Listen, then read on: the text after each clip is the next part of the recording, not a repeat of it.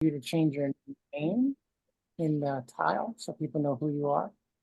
Oh, sorry. No worries. And then we're going to start letting people in.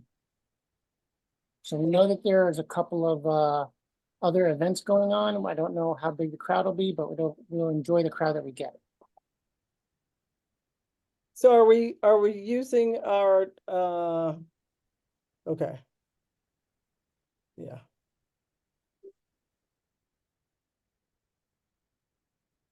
Good evening. Thank you so much for joining us tonight to hear and learn more about the U.S. Climate Fairshare. As we allow the audience to come into the Zoom room, I would just invite folks to do that typical UU welcome and roll call. Please put into the chat your name, your preferred pronouns, a land acknowledgement. Tell our speakers where you hail from in the United States, in particular your state. We want to give Reverend Susannah and Reverend Faith a good sense of who's in the room with them. And I see faces that I recognize. Hi, Nadine, nice to see you. So I'll just ask folks to do that in the chat while I give you some other guidance. We are using our Zoom account this evening that does not have the ability to mute you all and keep the speaker lines open. So I want everyone to please be aware of your microphone. I ask you to put yourself on mute until you're actually getting to the Q&A section of the evening. And then you can come off and speak. I would also ask you to be mindful of the camera. We have video recording going on. And if you have to step away from the video or the laptop or the desktop to take care of bodily needs, that's great. And if you want to leave your video on for that, that's fine. But please remember, you do have people looking at you. And again, I want to remind everyone to put into the chat your name, your state, a land acknowledgement, your preferred pronouns, so we can kindly showcase for Reverend Susannah and Reverend Faith who is in the room with them this evening. We're all excited to hear about the Climate Justice Fairshare.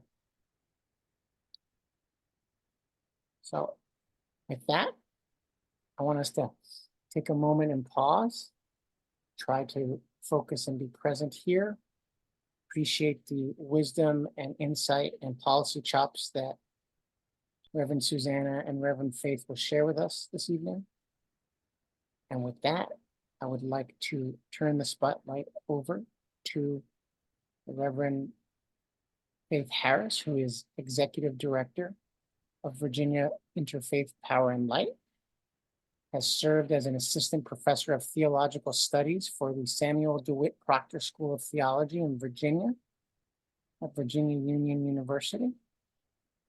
In addition to being an academic, Dr. Harris has been a highly engaged and active member of the Richmond community. She served as co-chair for Virginia Interfaith Center for Public Policy, Richmond chapter lead for the Organizing for Action, Virginia Center for Inclusive Communities. She's co-chair for the Virginia Council on Environmental Justice, a board member for the Environmental Justice Collaborative, and a member of the advisory board for the Katie Geneva Cannon Center for Womanist Leadership. She's also a member of the Virginia Conservation Network, where she serves on several different committees, including land use and public transit and grassroots defense of the Regional Greenhouse Gas Initiative. So I feel honored and pleased that she accepted our invitation to come welcome us, open a sacred space, and provide for us some contemplative words before we get started with Reverend Susannah. Reverend Faith, take it away. Thank you. Good evening, everyone. I'm happy to be with you this evening. So I've been asked to just give us an opportunity to kind of think about our seventh principle, and you use commitment to people and planet. The seventh principle of the Unitarian Universalists calls us to demonstrate a respect for the interdependent web of all existence of which we are a part. And this principle affirms the interlocking and mutually dependent systems of life. And for many UUs, this statement expresses what is sacred about life. And it certainly reveals our vulnerability. And I've often thought that this last phrase, of which we are a part, is a non sequitur. Even in this powerful egalitarian principle, we reveal our commitment to the myth of hierarchy. For me, it is enough to say the interdependent web of all existence, because I recognize I'm included in that existence. In my view, climate change has become the second great equalizer, second only to death. Everything living will eventually die. For all our machinations and technological advancements, humans cannot escape death except through our religious myths. Climate change demonstrates in new ways how we are all subject to Earth's health. In the seventh principle, Unitarian Universalists have acknowledged what Indigenous peoples all over the world have known, which is to thrive, we must acknowledge our place and part in this planet's ecosystems as mutually beneficial and, yes, dependent, interdependent. We must make peace with our planet and align ourselves with her rhythms and her seasons. When we do this, we respect our place and purpose in the web of all existence, and we give space to the sacred. Amen. Amen. Thank you so much, Reverend Faith. I deeply appreciate you highlighting that default setting that we have, even in our own principle. And so much of what we're going to hear about tonight is how we are, in fact, connected to other communities and other conditions throughout the globe. So with that in mind, I want to celebrate that we have Reverend Susannah Tuttle here with us this evening.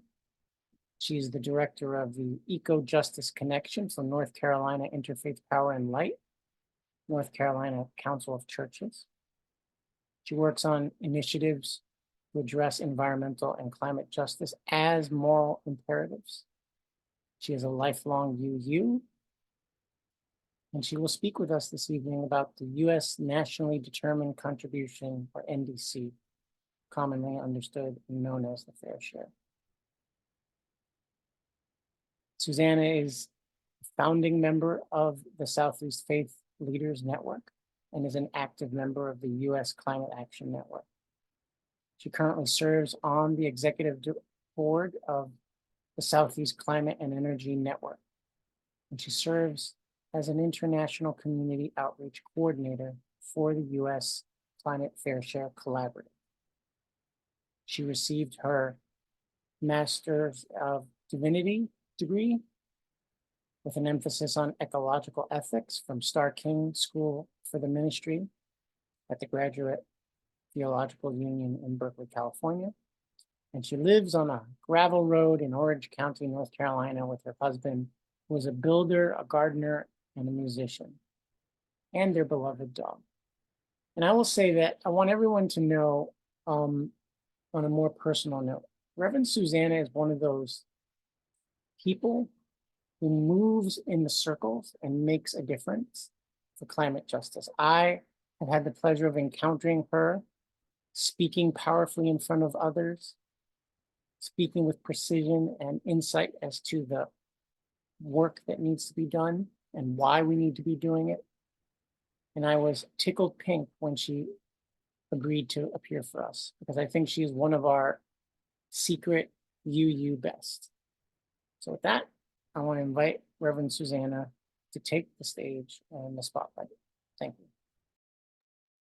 Well, thank you so much, Pablo. My goodness, my heart is full. Thank you. As always, as an interfaith facilitator, it is my favorite thing in the world to have an opportunity to address Unitarian Universalists directly and our colleagues and uh, comrades in faith and conscience, because obviously Faith, Reverend Faith, and all of our UU ministers around the country and around the globe that are doing the good work. And you give me a lot to think about, Faith, tonight. So thank you. Thank you for that on the seventh principle and all of the principles that we share in our hearts and minds on this journey as spiritual beings. So I'm really grateful that I had an opportunity. Pablo and I participate in an international network of leaders that has a weekly call, and I'm super excited to share what I have with you tonight. And I want to say this is a work in progress, and it is a call to action for all of you to engage in this progressive work, because it's the first of its kind, really, after many, many, many decades of methodology and understanding about what we're going to talk about tonight. So yes, it has been too long. I appreciate that in the chat. So I am going to start personally with a story real quick, so you can kind of see how I've gotten to where I am through my journey, having gone to Star King, done a lot in the green building world, and then have had the pleasure and privilege of serving as director of North Carolina Interfaith Power and Light and part of the IPL network nationally for over 13 years, which has been awesome. But it was in 2019, actually, at a U.S. Climate Action Network annual convening in St. Paul, Minnesota, that you know how conferences are, where you are in the big ballroom and then you're going to go into the breakout sessions, you know, throughout the day or throughout the multi-day conference. And ordinarily, I would find myself always going to the same groupings. We like to call it building power from the grassroots up. And so there's a network of us that work in local communities as part of the U.S. Climate Action Network that, you know, that tend to stay in our groupings and would go and do the kinds of policy advocacy and education and inspiration, mobility exercises that we would do. And so I was all set to do that, having been a member of US CAN at that point for many, many years. But something happened that day, and that Kea Chatterjee, the executive director at the time, had the wherewithal to put a presentation in front of the entire network of the U.S. Climate Action Network that was a little bit different than what we have heard. And it was titled Global Equitable Climate Finance. And I thought, oh, my eyes are going to roll back behind my head. You know, I don't have an economic background. I went to seminary, for goodness sake. I don't want to talk about money. I don't know anything about money. I don't like talking about money. And the next thing I know, I was absolutely enthralled by charts and graphs and storytelling, and you know, notions around the fact that the United States had the most responsibility of any country on the whole planet to meet the goals of the Paris Agreement, and how they were charting that all out. And I thought, oh my goodness, you know, I've spent a good deal of my career trying to support congregations to do the very tough things about talking about finance with regards to renewable energy and energy efficiency upgrades and getting solar on their roofs and all these things. And I felt like I had been working on a puzzle. I love puzzles. Shout out to puzzle lovers. And it was like I didn't have the box. I didn't know what the picture of the puzzle was. And I had just, you know, created the border and all these piles of colors of pieces all over. And I was trying to work on this big thing called global climate change. Um, and that equitable climate finance piece was handed to me as if it was like, oh, here's the whole picture of the box. This is actually what you're working on, and let's move forward from here. So rather than going to my usual breakout room where all my friends were, and I was like, I'll see you all very soon, I went into a room that had a very small amount of people in it, but it was all the folks from the US Climate Action Network that have been primarily working on an international scale. And it was then that I learned that US Climate Action Network was actually designed to be the United States node of CAN International, of Climate Action Network International. And there were basically US CANs in all of the countries around the world that have been coming together for many years under the UNFCCC, or the United Nations Framework on Climate Change. And we hear about the COPs and the different negotiations, and many of us were familiar with the Paris Agreement, but didn't know where civil society and the advocacy piece of that was all moving and shaking. So, so it's a real check-in moment for myself, having, done decades of work on climate action, but hadn't really understood what international solidarity looked like in that space. So this breakout session I went to was called From Bangladesh to Baltimore, and it was all about climate finance and basically like, where do you write your first check? We know we have inequities all over the US. How do we think about, what's happening internationally at a scale that makes sense so that we address the poverty issues that we have here at home? And so anyway, I fell in love with a new kind of ministry. This is really, if I could do this every day, all day, this would be what I would want to be doing. So I'll talk a little bit about what that looks like in a hope-filled way towards the end of the presentation. But what I'd like to do is walk you through what we were able to do as a small leadership group. So I met those folks who I had never talked to before in the US Climate Action Network, and said, I want to hang out with y'all. I already know all my besties. I want to learn from you, and I want to be a translator, as we so often are as faith leaders, to say, hey, if I don't understand this, then how are communities relating to what it is that you're doing in the policymaking space? And at that time, we were able to apply for member alignment grants. So different organizations across the network could go into a grant application and say, we want to work on this issue together, and we need the capacity building resources in order to do that. And so I asked EcoEquity and ActionAid USA and Center for Biological Diversity. Some of you are familiar with these organizations that in many ways are much larger than Interfaith Power and Light.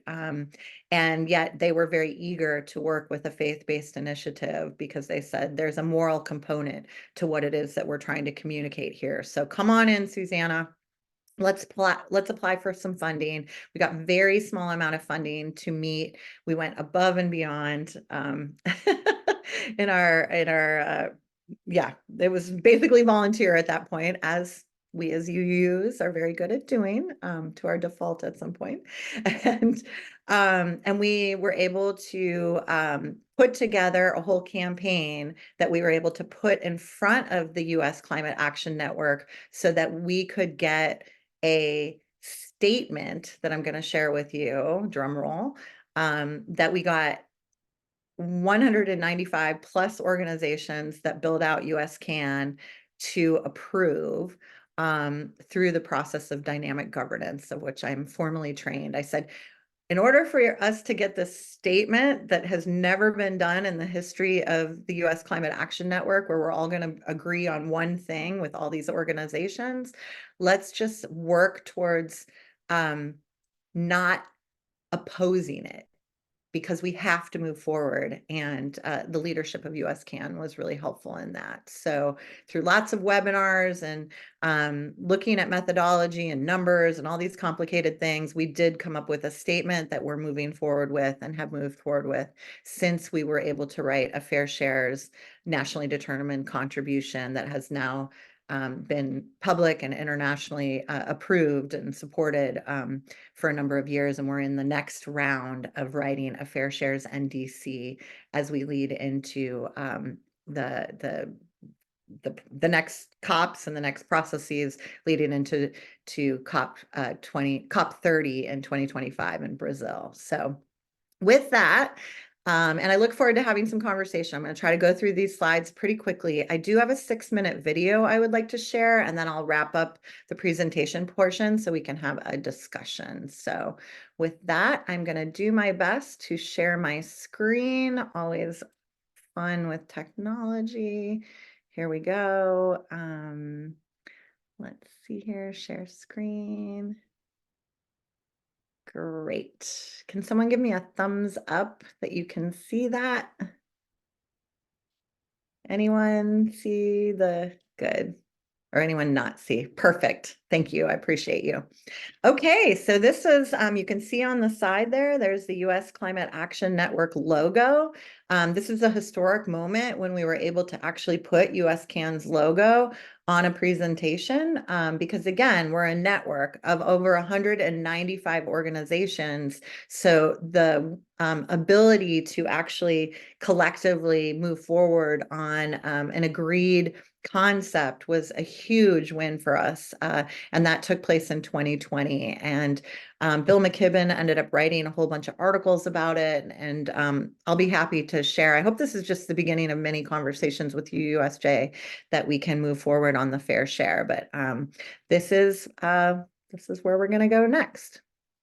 So what really captured me early on, and I think all people of faith and conscience will connect with this, is the why behind things. We're very qualitative people and connective people.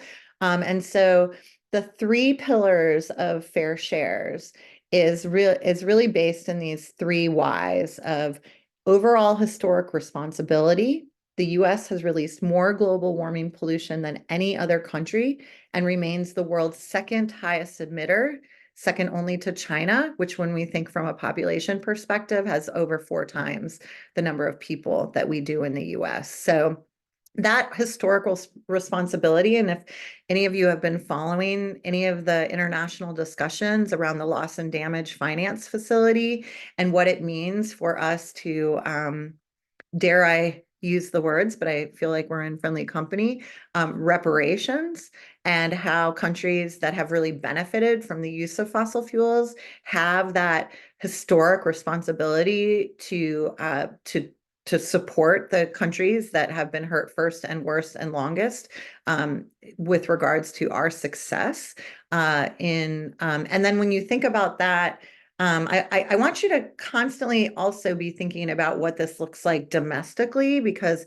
we're talking about a global scale, but it's very important that we think about what this looks like in the US itself. And I'll lead up to that because we are now focused on a domestic campaign around US fair shares that hasn't happened before. But this particular initiative was launched specifically to look at what our fair share is in comparison to the rest of the world. So number 1, historic responsibility. Number 2, financial capacity. The US is the world's wealthiest country with much of that wealth concentrated in a small elite. And I want to be clear that every time we talk about fair shares, we are never blind to the fact that we have incredible inequities at the local level in all of our communities around the US and of course globally. So that small elite is something that is very important to be able to name and recognize that that is who we're speaking to with regards to having the financial capacity. I hope we have another chance, and I know that UUSJ has done a lot of work around divestment. And I think that's a really interesting conversation relative to the role that faith communities have with regards to financial capacity, but I'll just put a pin in that so we can come back to that. So, and then finally, why these policy wonks and people that have been doing a lot of the science and methodology behind the calculations on greenhouse gas emissions and climate finance, why they were so excited, I think, to take me on was we recognize that this is a moral and legal obligation that the United States has to protect human rights, which are threatened by the climate emergency. So who better to lead this conversation than people and communities of faith? So is that going to let me click? Okay, so I mentioned briefly the fair shares position that we were able to get passed by over under, maybe we crawled through, all around, so many organizations within US Climate Action Network. And I'm going to read this because it is very complicated, and I'm going to try to break it down very quickly. USCAN believes that the US fair share of the global mitigation effort in 2030 is equivalent to a reduction of 195% below its 2005 emission levels, reflecting a fair share range of 173 to 229%. Super, super comprehensive sentence, right? Not at all. And the first question that I asked myself, and then also gave, out and continue to have conversations with at the community level, is how can something be more than 100%? And the reality is that this is what fair shares really looks like. Okay. So again, trusted methodology, folks that have been doing this for over 30 years, and the calculations of metric tons of GHGs and how that all plays out. Looking at our domestic greenhouse gas emission needing to be cut by at least 70%. So you take that number and then you add what we also have to be doing to help developing countries reduce greenhouse gas emissions beyond what they can do on their own. And so when we hear language like climate finance and investments, that's how we get to these totality of 195%, because we take what we're doing at home. And to be honest, and love to have more conversation about this, what I learned from my own experience is that climate activism in the US tends to be very inward focused. We don't talk a lot about how to reduce carbon emissions on a global scale. There's lots of money and investment and people working in the climate field in the US, and we still are having trouble to even convince Congress and members of our local governments that 70% is an absolute bare minimum at this point of what we can do in order to limit global warming to 1.5. And then to add on that additional 125% of accountability can be very overwhelming. But I find it to be super exciting, because I'm like, oh gosh, if this is what it's going to take, finally, someone's telling us what we actually need to be doing. And so I find this information to be super exciting rather than paralyzing. And how we live into this is much of what we have to do in the near future. So again, I'm not that big on charts and graphs. Some people are. We have a lot of this on our usfairshare.org website. That can explain all the methodology behind this, but they wanted to show the targets of where we're at, where our projections are, and then what the fair share target is. And that fair share target is not only what is needed, not only what is possible, it is what is needed. And that's where the Fair Share Collaborative is really focusing our efforts. So how do we get those numbers? Briefly, as I mentioned, we start point what the world needs to do, then what is our fair share, how much of the mess we made, how much capacity we have to clean it up, and how much we should care. I think we should care a lot, obviously. And then that is where the number comes from. So again, lots more in depth. I hope maybe we could have a UUSJ working group around this. Who knows? The sky's the limit, literally. But for those of you that find this kind of information intriguing, I've got much more smarter people that can explain all the numbers to you. So I'm going to jump in. I hope I have time. And even if I don't, I'm going to do it, because it's really important that we all watch this together, and then we'll move into discussion. So briefly, I'm grateful to there's Climate Nexus is a great communications organization that helped do the animation for this. Reverend Michael Malcolm, who many of you might already know, United Church of Christ minister, and also EJ legend, Also, the director and founder of Alabama Interfaith Power and Light, so Reverend Faith and I get to work closely with him.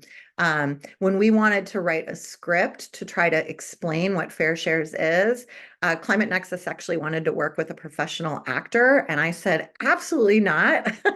We have the very people we seek, and Reverend Malcolm is, I think, the perfect voice over for this video that I hope we can go make viral. We haven't done a big campaign around it yet because we don't want to cry wolf with you yet. So I'm really honored to be able to share it with you right now. So hopefully it will play. And I'll put it. The world faces a wicked puzzle of a problem in climate change. Pollution from more than a century of fossil fuel use is heating the planet to a dangerous degree. There is no place to hide and no avoiding the fact. Humanity must fix this planetary crisis. But the key to solving this puzzle is doing it fast and in a just and equitable way. It's about countries and all the people in them doing their fair shares. Scientists have known for more than a century that carbon dioxide and other pollutants trap the sun's heat on Earth. The more we burn, the hotter the planet will get. But even though climate pollution is a global problem, some countries are responsible for a lot more pollution than others. Based on historical data, we know how much coal, oil, and gas countries have burned. It's this total amount of pollution added up over the years that's called historic emissions. This is the first part of figuring out a country's fair share in the global climate puzzle. The second part deals with each country's ability to contribute financially to solving the climate crisis. The amount of wealth a country has that could be put to these uses beyond meeting the basic needs of its poorest people is called its capacity to pay. Together, historic responsibility and capacity to pay give us a good sense of a country's fair share of the shared effort of solving the climate puzzle, and allows us to see different levels of responsibility when it comes to cleaning it up. While we're on the subject, we should also add that some people from each country, no matter how much or how little it's contributed to the climate puzzle, have a lot more responsibility and a lot more capacity to act than others. So how do the world's nations compare on these counts? First, the US, the richest country in existence, and the one with the most historic emissions, has the biggest fair share at 30% of the needed global effort. Europe comes in next at 26%. China has 12%. And India's fair share is about half of 1%. Mexico and all of the countries in Latin America together add up to 6%. And all the countries in Africa come to only 2%. The size of the U.S. fair share makes it especially important for the U.S. to do its part. And today, the U.S. is a long way from doing so. It will take all nations, each agreeing to and then doing their part to solve the climate crisis. So what does a fair share approach mean in practice? International cooperation is key. And while money isn't everything, international climate finance is essential to climate justice. This is money that countries with the largest fair share, meaning the most historical responsibilities and greater abilities to pay, will put toward addressing the problem faced by the countries that emitted less and have less ability to pay. This money should not leave poor countries more in debt and must especially support the most vulnerable communities. Nations that earn the most by polluting the most will enable countries that contributed the least to adapt to the climate impacts they face. Climate finance allows two important things to happen. One, it pays for repairs and protection that will be necessary as climate impacts increase. And two, it allows communities to transition to cleaner energy sources. So in places where we know climate change is killing crops, causing floods, and creating dangerous air pollution, climate finance will help the farmers adapt. It will protect people by rebuilding or raising their homes, replace dirty gasoline and diesel vehicles with clean electric vehicles, and invest in new clean energy sources. But there is one thing that climate finance is not. It is not charity. Now, charity is a beautiful thing. It is one of those things that people do out of generosity. But climate finance and a fair shares approach are both an ethical imperative and a political necessity. Justice is not optional. Not if we really intend to make a difference. Not if we really intend to change the systems that degrade us. Not if we really intend to do justice and equity. We must put planet and people over profit.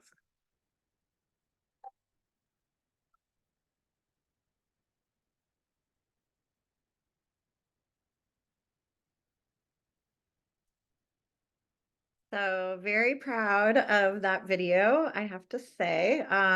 It was a long work. I mean, I had never written a script for a video before. Thank you. I see claps and celebration. Yeah, and I'm really excited to distribute the information and think about how we can get this. I mean, we tried to write it at a level that school-age children could engage with, and how we can talk with our congregations and our communities about fair shares, and just have everybody be like, aha, of course. Why would we not do our fair share? So that said, I'm looking forward to having some conversation. I have a slide that I'll close out with, and I also have lots and lots of links to share with you all. But I think where we're at now, just as an update, is that so acronyms can be really challenging, I know, and we did not mention the nationally determined contributions, or the NDCs, in that video, because we wanted to have a focused conversation about what the US Climate Fair Share is, and how emotionally and intellectually, spiritually, people in the US can connect with that. And our big ask right now is, if you have opportunities to meet with members of Congress, that you might be willing and able to talk about fair shares at that level. Because if we just go into our advocacy space and start demanding that the US do its climate fair share, there are very few people in Congress, and certainly not hardly any people in our state houses or in our local governments, that would know what it is that we're talking about when we say that. And we want to get everyone on the same page about understanding what historical responsibility, capacity to pay, and the right thing to do mean, so that then we can move forward into the details of what that looks like. And in many ways, I feel like this campaign is long overdue. Somebody said that early in the call. But I was just really grateful to be a part of it, and moving forward. Now you are all a part of it, because we're spending this evening together. So I think with that, I will hand it back over to Pablo for discussion and any questions. And then I'll start dropping some things into the chat, and also create a resource packet for you all that can be shared out with this recording afterwards, so that we can be thinking about how we might develop campaigns around the US to educate, inspire, and mobilize around fair shares. So thank you. Thank you so much. We appreciate that. That was a wonderful presentation. And I want to just say, I have an 8-year-old lurking here in the background, and they came over, they watched the video, they liked the video, and we had a little side conversation about what the video meant. Oh, And wow. we certainly seem to have got the basic message. So I think that's a wonderful deliverable for the campaign. I want to invite people to raise their electronic hand if it's at all possible. You should have a reactions button. I see that Rashid has already raised his hand. So you can click on the reaction button, raise your electronic hand, and I'm going to privilege people who ask questions for the video, right? But I will try to school the the chat and see if there's any interesting questions there. So Rashid, I invite you to ask a question. I'll ask folks to try to steer clear of statements, really focus on questions. But please go for it, Rashid. Thank you, Pablo, and thank you so much, Reverend Susannah. This was a really fascinating conversation, a very important issue, and I'm glad you have brought this to a UU space. I have a lot of questions, but I want to ask you just two, if I may. The first question is that you know, over the last 5-10 years or so, there has also been the establishment of the Green Fund, and more recently efforts at having a loss and damage fund, and countries have obligations, which are of course not being met, but there is a lot of activity along those lines. So the fair share, would you explain how this fits into that broader picture of international, really paying the obligations of industrialized countries towards developing countries? Yes, thank you for that question. That is definitely the sort of the pinnacle in relativity of why we need to educate folks about what fair shares are, because it is actually about the action that hasn't yet happened that we need to do to reduce our emissions on a global scale. So things like the loss and damage finance facility is actually to address what we've already done. So when we think about historical responsibility, that I'm careful to not siloize, but also not try to tell the story about the loss and damage finance facility in conjunction with fair shares, because they're actually two different things. And what has already happened needs to be addressed, and what is going to happen needs to be addressed, which is, so if you think of L&D or loss and damage to cover what already has been lost and damaged, that needs to be repaired. And we know in the US, the most difficult words to talk about, especially from a political perspective, are reparations, but that absolutely needs to be addressed. So that's one pot of money over here. And then you have the Global Climate Fund, which is actually has a lot of other implications about where we need to go from investments, and also to address what has not yet happened. And so that's a whole pool of money. And I know GCF, IPL has been involved in advocating for more money to go into the Global Climate Fund and the Green Climate Fund. You probably are familiar, the US is very behind in meeting our commitments to what we've pledged to put into the Green Climate Fund, even though at the most recent COP28, which I attended, we pledged additional money, even though we still hadn't met our initial commitments. So climate finance in itself is a whole very, very complex issue that, from my understanding, COP29 and leading up to COP30, when the next round of nationally determined contributions are going to be reviewed, that this year really Azerbaijan's meeting is going to be to discuss real numbers with regards to climate finance. And I, again, I'm not an economist, kind of trying to pull the wool back under from my own eyes. Where I'm thinking about this is relative to us knowing that the Inflation Reduction Act did not get us what we actually need, but it's a lot of money at the same time. And how do we think about fair shares from the IRA perspective? And in many ways, those of us with faith traditions and lots of eyes are following the Justice 40 track of funding, and Yeah. where, if the money is actually going to be able to get to the communities it's designed for, because that's fair shares in the US. That the Biden administration did a really good job of trying to allocate a specific designation so that money can go to where it is needed most. And so far, we're having a lot of trouble getting it there. So, so that was a very long answer to your question, but as we're talking about fair shares and advocating in the very beginning of like getting this concept out, because you hear like in the State of the Union, President Biden actually referenced fair shares with regards to corporate accountability, and other folks are using the language of fair shares when it works for them.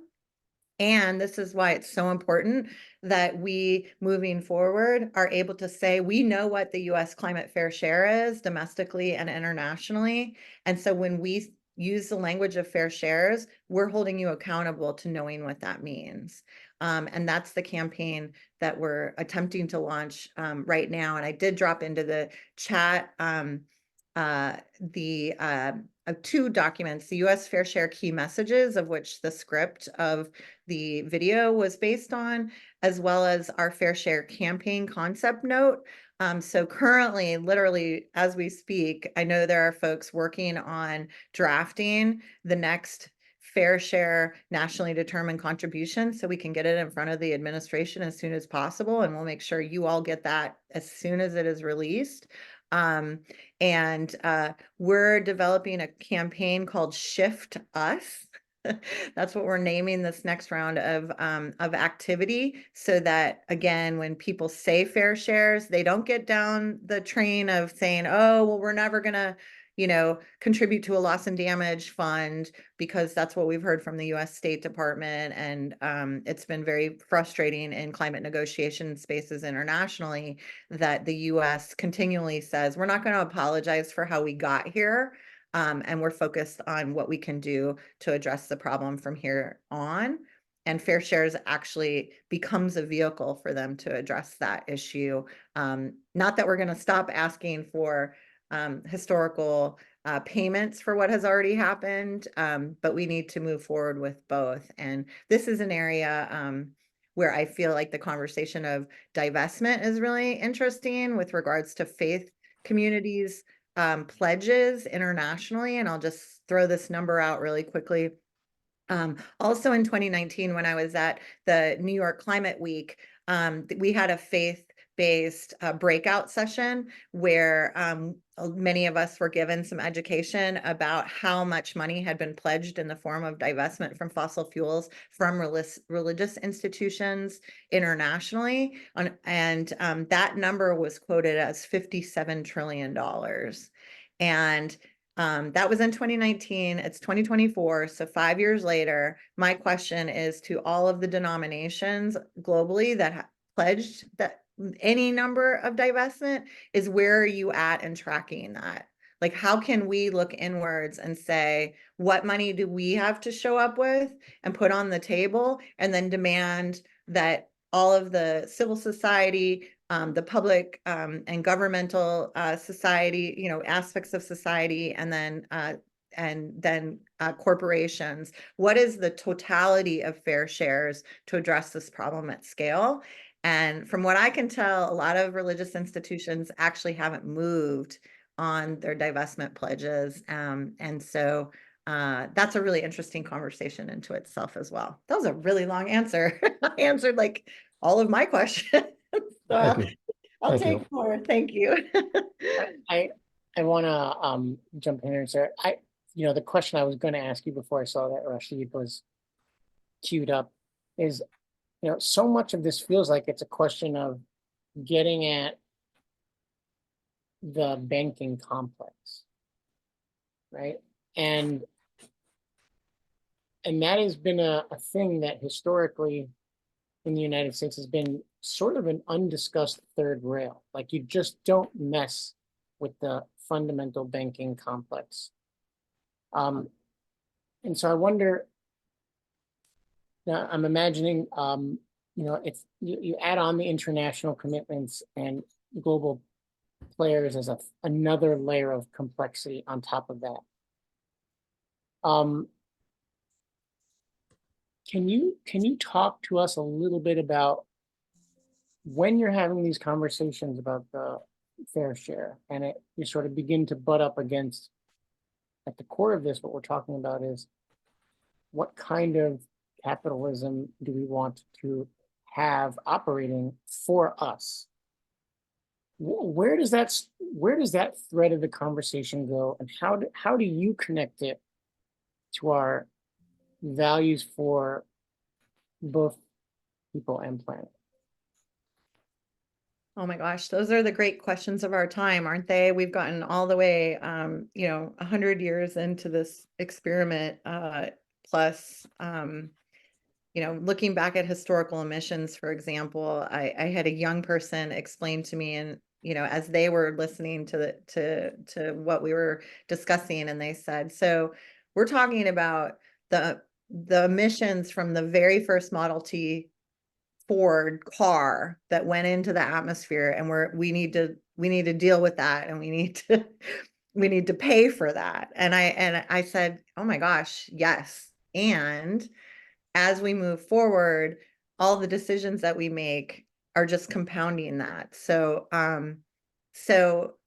scaling it back to like the banking system, there's some really great campaigns out there right now. I know Green Faith is doing a lot of work. I know the IMF and World Bank is meeting in Washington, D.C. this week, and there's been a lot of actions, calling out the injustices that take place. And I love what Reverend Malcolm says in that video, or the way that he says it, is that Fair Shares is not charity, and the ability to actually think constructively about what any of our fair shares might be, to do that own analysis. I know we early on in the environmental movement started, figuring out how many planets it would take for us to live the way that we do, and a really more practical and realistic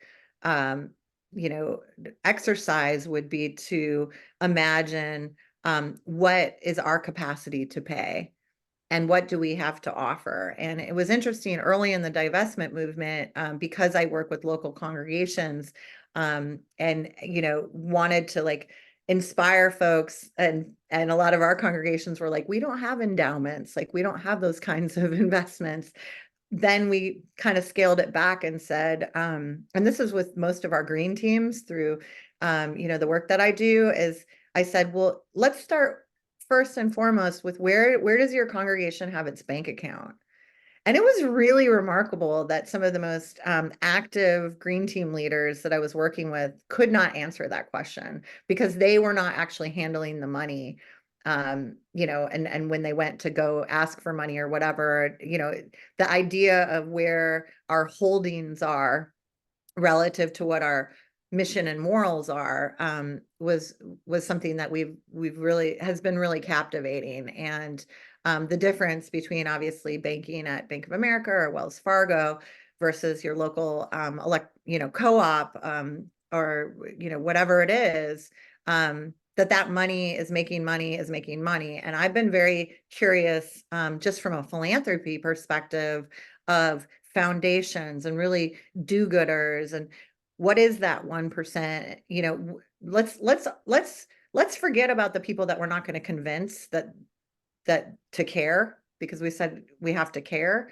For folks that do care, we need to start having some really strong and serious conversations about finances in a way that we have not. And I think the faith community has done in many ways, a progressive faith community hasn't been at the front lines of discussing the amount of capacity that we have to offer to solutions. And I'll just wrap up by saying, like, one of my big, like, if I could have, all the time in the world, but like, even if there's just, two of you on this call that is interested in having a further conversation about mapping progressive affluence in the United States and where their money is, would be really, really, really helpful, I think, and insightful, because most folks, even if you have an investment portfolio or any kind of like resources that you've sort of trusted into a system that is not working for us,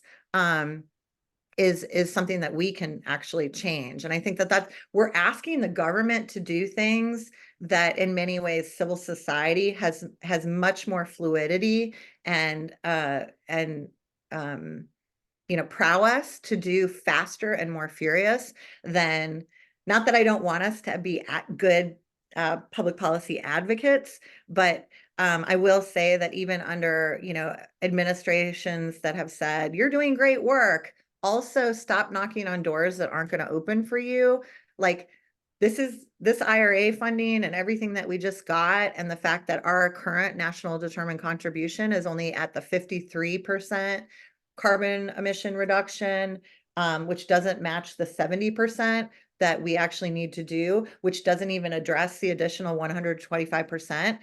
I'm 52 years old. I don't have time to try to fix Congress, right? So what is it that we can do as people of faith, and particularly Unitarian Universalists, with the voices and hearts and energies that we have, and the influence that we have in our communities, that I'm most excited about? Thank you so much, Reverend Susannah. Now, I see Rashid has raised his hand, but I want to honor the time that we set for our speakers. So I will remind folks that here at UUSJ, we tend to do what I call a soft close. It's a warm and lingering goodbye. So those who want to stick around are invited to stick around and process a little bit, jawbone a little bit, as if we're, at the coffee table after services. And those who have other things they need to do this evening should feel free to roll on and take care of youngins or elders and do dishes, if that's what you gotta do. So with that in mind, Rashid, I'm gonna ask you to hold your question, and I'm gonna invite Reverend Faith to close our sacred space. Thank you. And thank you, Susannah. What a wonderful presentation. It was very informative for me as well. And I'm really happy to be here with you this evening. So for our closing prayer, I want to read it's for a chalice extinguishing, but I forgot to light my chalice because I left it at home. So I'm away from home today, so I apologize. But if you will extinguish your chalices as I read this closing. And it's from Ma Teresa Gustilio Geraldo Jr. May we, and the title is The Basket Woven. May we respond better to risks and dangers with a beloved community who can be counted on as a woven basket that encompasses the gifts for protection, for honor, for ceremony, and for expressions of interconnectedness. May we prevail in our intentions to make a gift of the world to the next generations of beings living and non-living that help it all come together for good. May it be so. May it be so.